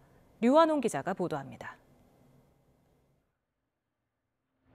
무단 소액 결제 사고가 터진 KT가 서버 해킹 정황을 3일이 지나 신고한 사실이 추가로 드러나면서 여론의 질타를 받고 있습니다. 297만 명의 고객 정보가 털렸던 롯데카드 역시 19일간 해킹을 몰랐다고 해 보안 체계가 얼마나 허술했는지를 단적으로 드러냈습니다. 국민 삶과 밀접한 통신과 금융회사들의 보안 의식에 허점이 발견되면서 정부가 경각심을 높이기로 했습니다. 아울러 기업들이 고의적으로 침해 사고 사실을 지연하여 신고하고 하거나 미신고할 경우 과태료 등 처분을 강화하고 해킹 정황을 확보한 경우에는 기업의 신고 없이도 정부가 철저히 조사할 수 있도록 제도를 개선해 나가면서도 각 회사들이 대표 책임 하에 보안 실태 점검을 벌이도록 했고 보안 역량을 키우도록 투자 확대도 촉구하기로 했습니다. 사회적 파장이 커지면 그에 상응해 책임을 묻기로 하고 롯데카드의 경우 규정 위반이 발견되면 일벌백계 차원의 제재를 하기로 했습니다. 보안사고 발생 시 사회적 파장에 상응하는 엄정한 결과 책임을 질 수 있도록 징벌적 과징금 도입 방안을 신속히 추진하겠습니다. 금융회사가 상시적으로 보안관리에 신경을 쓸 수 있도록 CISO의 권한을 강화하거나 소비자 공시를 강화하는 등 다양한 대책도 강구하겠습니다. 올해 4월 해킹 사고가 발생한 SK텔레콤은 1,400억 원대 과징금과 1,000만 원대 과태료를 부과받았는데 앞으로 수위가 더 높아질 수 있음을 시사했습니다. 정부는 국가안보실을 중심으로 한 관계부처 회의를 통해 종합대책을 강구하고 있다고 밝혔습니다. YTN 유환홍입니다. 경찰은 KT 무단결제 사건과 관련해 민관합동조사단과 공조해서 구체적인 범행 수법 등을 수사하겠다고 밝혔습니다. 경기 남부경찰청 사이버수사과는 민관합동조사단 등과 공조로 불법 무선기지국 장비를 분석해 구체적인 범행 과정을 검증할 예정입니다. 국회 과방위는 오는 24일 KT 무단 소액결제 사태 등 잇따른 해킹 사고와 관련한 청문회를 열기로 했습니다. 청문회에서는 SK텔레콤과 KT 등 이동통신사와 롯데카드 등 금융사 해킹 사태를 전방위적으로 들여다볼 예정입니다. 채택된 증인 명단에는 김영섭 KT 대표이사와 조좌진 롯데카드 대표이사 등 6명, 참고인 명단에는 이종현 SK텔레콤 부사장, 홍관희 LG U+ 전무 등 4명이 포함됐습니다. 갯벌에 고립된 노인을 홀로 구조하다 숨진 해경 이재석 경사 사건을 수사하는 검찰 전담 수사팀이 추가 압수수색에 나섰습니다. 검찰은 오늘 인천 송도동에 있는 해경 본청에 대한 추가 강제 수사를 벌였습니다. 검찰은 어제 해경청 서버 내역 확보가 마무리되지 않아 다시 압수수색했다고 설명했습니다. 유명 배우나 가수는 근거 없는 가짜뉴스의 희생양이 되는 경우가 많습니다. 도를 넘는 가짜뉴스가 사회적인 문제로 번지면서 정부도 엄정 대응을 경고했는데요. 실질적인 처벌로 이어질지 주목됩니다. 신지원 기자입니다. 결혼 육아 정보 공유 카페에서 시작된 배우 겸 가수 수지 씨의 결혼설. 근거 없는 유언 비어로 확인됐지만 상대방의 나이와 직업까지 구체적인 정보가 떠돌면서 소속사가 직접 대응에 나섰습니다. 심지어는 사망설에 휘말린 연예인들도 있습니다. 배우 고현정 씨는 직접 자신의 가짜 부고를 언급하며 입장을 밝혔고 아 진짜 그런 게 있었어요? 죽지 않았고요. 배우 이순재, 백일섭, 선우용녀 등도 반인륜적인 가짜뉴스에 악용됐습니다. 연예인들의 일반인 가족도 피해 대상입니다. 최근 결혼 소식을 밝힌 가수 김종국 씨는 배우자에 대한 근거 없는 루머에 대해 방송에서 직접 해명하기도 했습니다. 악성 루머에 지속적으로 시달려온 연예인들은 이제 소속사뿐 아니라 자신이 직접 입장을 밝히며 적극적인 대응에 나서고 있습니다. 명예훼손과 손해배상 등 법적 대응에 나서는 경우도 적지 않습니다. 걸그룹 아이브의 멤버 장원영 씨 측은 인터넷에서 지속적인 악성 루머를 퍼뜨린 유튜버에 대해 인형사상 조치에 나섰고 해당 유튜버는 명예훼손 혐의 1심에서 징역형의 집행유예와 추징금 2억 원을, 손해배상 소송에선 5천만 원 배상 판결을 받았습니다. 그러나 소송 결과가 확정되기까지 오랜 시간이 걸려 피해가 막심한 데다 조회수로 폭발적인 수익을 거두는 인터넷 구조상 현행 처벌 수준은 솜방망이라는 지적입니다. 왜냐하면 유튜브로 가짜 뉴스를 퍼뜨리게 되면은 한 달에 1억까지도 벌 수 있기 때문에 그만큼 위험을 감수할 가치가 있죠. 간접 광고와 슈퍼챗의 수익이 훨씬 더 크기 때문입니다. 최근에는 유튜브를 중심으로 한 가짜 뉴스에 정보통신망법 개정안 등 징벌적 손해배상 필요성이 제기되고 있는데 언론에 대한 중복 과잉 규제와 표현의 자유 침해를 우려하며 반대하는 입장도 존재합니다.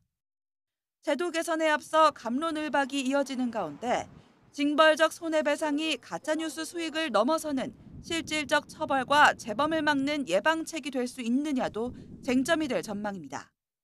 YTN 신지원입니다. 서울중앙지법은 신림역에서 여성들을 살해하겠다고 허위 살인 예고글을 올린 30대 남성 최모 씨를 상대로 정부가 제기한 손해배상 소송에서 4,300여만 원을 배상하라고 판결했습니다. 재판부는 경찰 인력을 투입하는 등 인적, 물적 손해를 봤다는 법무부의 주장을 모두 인용했습니다. 앞서 법무부는 700여 명의 경찰 인력을 투입해 4,300여만 원의 혈세가 낭비됐다며 최 씨를 상대로 손해배상 청구 소송을 냈습니다. 퇴근 후 식당에서 저녁을 먹던 경찰관들이 식사 중에 의식을 잃은 시민을 구했습니다. 어제 저녁 6시 10분쯤 정읍의 한 식당에서 가족과 식사하던 40대 남성 A씨가 갑자기 의식을 잃고 쓰러졌습니다. 같은 곳에서 저녁을 먹던 정읍경찰서 상동지구대 김철욱 경감과 오필근 순경은 곧장 심폐소생술을 실시했고 A씨는 의식을 회복해 병원으로 옮겨졌습니다. 미국의 우파 활동가 찰리 커크 암살의 후폭풍이 다각도로 확산되는 분위기입니다. 미국 ABC 방송이 커크 암살 사건을 언급하며 트럼프 지지 세력을 비난한 토크쇼 진행자의 방송을 중단하기로 하면서 표현의 자유 침해 논란으로 이어지고 있습니다. 기정훈 기자입니다. 지난 15일 밤 미국 ABC 방송의 심야 토크쇼. 진행자가 트럼프 대통령을 지지하는 마가 세력을 갱단이라고 부르며 커크 암살 사건을 언급합니다. With the MAGA gang desperately trying to characterize this kid who murdered Charlie Kirk as anything other than one of them and doing everything they can to score political points from it. 암살범이 트럼프 지지자일 수도 있다는 뉘앙스의 이 발언은 곧 논란이 됐고 연방통신위원장까지 나섰습니다. Obviously, there's calls for Kim to be fired. I think you could certainly see a path forward for suspension over this. And again, the FCC is going to have remedies that we could look at. ABC 방송은 발언이 모욕적이고 무리했으며 다양한 의견과 가치관을 반영하지 않았다며 프로그램 편성을 무기한 중단한다고 발표했습니다. 트럼프 대통령은 즉각 환영하면서 진행자 능력 탓으로 돌렸습니다. He had very bad ratings, and they should have fired him a long time ago. So, you can call that free speech or not. He was fired for lack of talent. 하지만 22년을 이어온 프로그램의 중단은 바로 수정헌법 1조 표현의 자유 침해 논란으로 이어졌습니다. 항의 시위도 열렸습니다. 시위자들은 권력에 굴복했다며 방송사들을 비판했습니다. So we have to call out not only Donald Trump, but ABC, Disney, everybody who is enabling this man to change this country from a democracy to an autocracy. 몇 달 전 CBS가 트럼프 저격으로 유명한 스티븐 콜버의 토크쇼를 폐지한 것도 마찬가지라며 비난의 목소리를 높였습니다. 우파 활동가의 암살에서 확인된 극단적인 좌우 충돌은 미국의 자랑이라던 표현의 자유 침해 논란까지 불러오며 또 다른 불씨를 지피는 분위기입니다. YTN 기정훈입니다. 도널드 트럼프 미국 대통령이 타이완에 대한 4억 달러, 우리 돈 약 5,550억 원 규모의 방위 지원 패키지를 승인하지 않았다고 현지 시각 18일 워싱턴 포스트가 보도했습니다. 트럼프 대통령이 승인을 거부한 방위 지원 패키지에는 탄약과 자율 드론 등 과거의 지원 패키지보다 더 치명적인 항목이 포함돼 있다고 다수의 관계자들이 밝혔습니다. 미국은 대신 타이완에 대규모 무기 판매를 추진하고 있으며 경제적인 여건이 괜찮은 타이완은 지원받는 대신 무기를 구매해야 한다는 것이 트럼프 행정부의 시각이라고 덧붙였습니다. 일본 중앙은행인 일본은행이 기준금리를 0.5%로 동결했습니다. 일본은행은 이틀 동안 개최한 금융정책 결정회의에서 기준금리인 단기 정책금리를 현행 수준으로 유지하기로 했습니다. 이로써 기준금리는 현행 0.5%에서 5회 연속 동결됐습니다. 다만 회의 참석위원 가운데 2명은 0.75%로 인상할 것을 주장했습니다. 미국의 관세 정책에 따른 불확실성을 더 지켜볼 필요가 있는 점 등이 금리 동결의 이유로 꼽힙니다. 일본 수도권인 이바라키현에서는 강한 바람으로 2층 창고 건물이 무너지는가 하면 중장비가 도로를 덮치는 등 피해가 잇따랐습니다. 최근 대기 불안정으로 인한 게릴라성 폭우와 돌풍이 잦아지면서 일본 당국이 급작스러운 기상 변화에 주의를 촉구하고 있습니다. 도쿄 김세호 특파원입니다. 거센 빗줄기와 강풍이 몰아치는 가운데 2층 건물이 옆으로 쓰러져 있습니다. 강한 바람에 1층이 무너져 내려 건물 전체가 균형을 잃은 것으로 보입니다. 건물에 머물던 사람은 없어 인명피해는 없었습니다. 공사 현장에서는 작업용 발판 구조물이 무너지는가 하면 25톤에 달하는 중장비가 도로 위에 쓰러지기도 했습니다.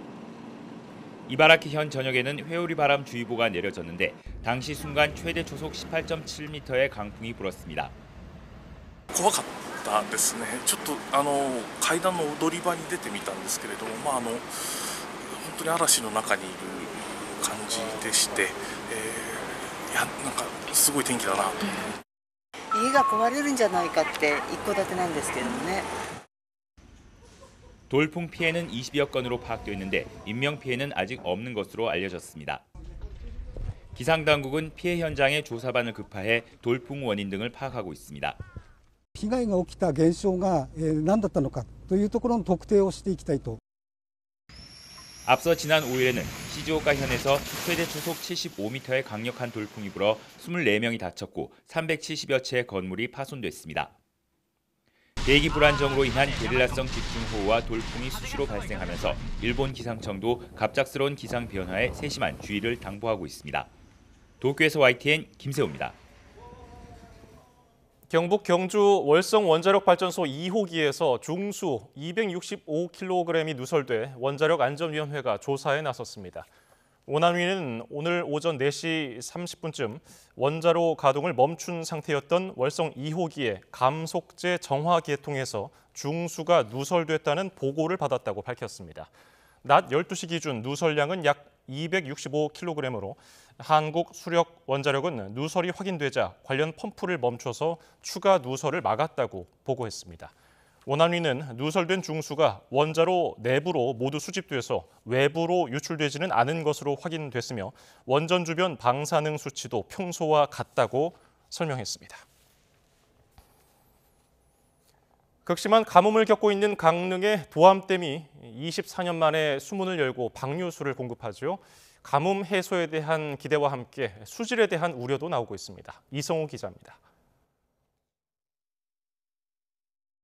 강릉 남대천 상류에 굴착기와 덤프트럭이 분주히 오가며 공사가 이어지고 있습니다. 도암댐 비상 방류에 대비한 현장 정비입니다. 한국수력원자력은 도암댐 도수 관로를 열어 하루 10,000톤의 물을 흘려보낼 계획인데 도암댐이 수문을 여는 건 무려 24년 만입니다. 방류수는 남대천으로 흘러나가 임시 취수장을 통과해 홍제 정수장으로 유입됩니다. 물을 열어서 압력을 채우는 테스트들은 사실 내부에서 다 완료되어 있습니다. 그래서 마지막 단계 이제 밸브 하나만 열면 바로 나갈 수 있게 지금 모든 준비도 완료되어 있어서. 문제는 수질에 대한 우려입니다. 환경부와 전문가들은 정수 처리를 거치면 식수 기준을 맞추는데 문제가 없다는 입장입니다. 하지만 강릉시는 시민 불안을 해소하기 위해 안전장치를 마련했습니다. 도암댐 방류구에서 매일 시료를 채취해 8개 기본 항목을 검사하고 그 결과에 따라 정수장 이송 여부를 결정하기로 한 겁니다. 또 모든 수질 검사 결과는 시민들에게 투명하게 공개하기로 했습니다. 그 부분에 대해서 저희들이 전문기관에 검토 의뢰를 해서 먹는 물 수질 기준에 맞추어서 그 가정에 공급하는 데는 문제가 없음을 저희는 확인을 하고 불과 며칠 전까지 저수율이 11%대까지 떨어졌던 오봉저수지 저수율도 최근 내린 비로 30% 가까이 회복한 상황. 이에 강릉시는 저수조 용량 100톤 이상인 아파트 113곳을 대상으로 실시했던 제한급수를 전면 해제했습니다. 다만 가구별 수도 밸브 75% 자율 잠금은 유지하기로 했습니다. 24년 만에 이뤄지는 도암댐 비상 방류가 극심한 가뭄을 겪고 있는 강릉에 숨통을 틔워줄 수 있을지 주목됩니다. YTN 이성호입니다. 요즘 비가 내릴 때마다 여름처럼 강하게 쏟아지고 있습니다. 네, 오늘과 내일 사이에도 전국에 강하고 많은 비가 예상되는데요. 네, 17호 태풍 미탁이 중국 남동부로 향하면서 우리나라에 직접적인 영향을 주지는 않겠지만 태풍으로부터 공급되는 수증기가 우리나라에 영향을 주는 저기압을 발달시키겠습니다. 이에 따라 내일 오전까지 충남 서해안과 전북 서부에 100mm 이상, 강원 동해안과 충남 내륙, 경북 북부에 80mm 이상, 그 밖에 전국에 최고 60mm의 많은 비가 오겠습니다. 특히 밤사이 충남 서부와 전북 서부 지역에 시간당 최고 50mm, 그 밖에 곳곳에도 시간당 20에서 30mm의 장대비가 예고된 만큼 대비하셔야겠습니다. 내일 기온은 예년과 비슷하거나 조금 낮겠습니다. 아침 기온은 서울 18도, 대구는 19도 예상됩니다. 한낮에는 서울 24도, 대전과 광주 26도, 대구 27도로 선선하겠습니다. 비는 내일 오전에 대부분 그치겠지만 경북 동해안 지역은 밤까지, 영동은 모레 오전까지 이어지겠습니다. 이번 한 주도 열심히 달려오면서 피로가 쌓인 분들 많으시죠? 특히 눈이 뻑뻑해지거나 침침해진 분들도 있을 텐데요. 네, 이럴 때는 따뜻한 물에 적신 수건을 눈 위에 올려놓고 5분 정도 찜질을 하면 도움이 되고요. 눈을 자주 깜빡이는 것도 좋습니다. 그리고 인삼이나 홍삼을 섭취하면 눈의 기능이 개선되고 시력 저하 예방에도 도움이 될 수 있습니다. 주말 동안 휴식을 취하면서 틈틈이 챙겨 드시면 좋겠습니다. 날씨 캔버스의 김수연, 이혜민이었습니다. 오늘 뉴스 플러스는 여기까지입니다. 시청해주신 여러분 고맙습니다.